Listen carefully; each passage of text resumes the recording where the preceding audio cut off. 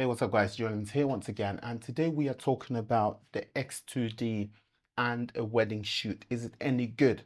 Now recently I was hired to do a wedding, to cover a wedding, and I decided to go with the X2D and my 90mm 3.2, and those were the combo that I actually shot on throughout the entire, or should I say almost throughout the entire wedding.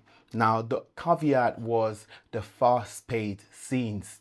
Those, unfortunately, the X2D could not keep up with it, and so I had to use my Sony camera. However, the rest of the entire wedding was shot on the X2D and the 93.2 lens.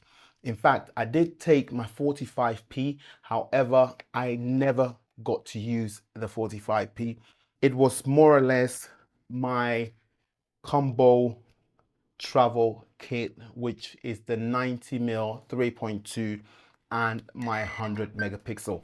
One thing that I actually really loved about this camera whilst using it for wedding was the screen real estate. The screen is bright and big.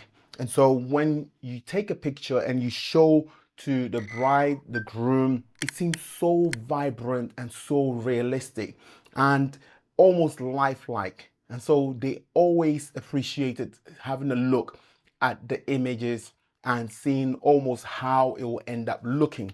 And that's one major thing that I really appreciate from the X2D whilst on set. And another thing as well is that over 500 pictures that I shot was all into the internal storage. I did not use any storage at all besides the internal. And so everything was directly onto the internal, the 16-bit RAW. And then when I got home, I just offloaded it onto my Lightroom and started manipulating it. Lightroom is a lot more convenient, unfortunately, than using the original software, which is the Hasselblad Focus 2. The reason being is because the Focus 2 has got limitations, things like blemish removal, skin smoothing, all of these things you cannot do in the Focus 2. And so it makes only sense for me to do my edit in Lightroom. And I know people will say, why don't you start off in the Focus and then shift to Lightroom?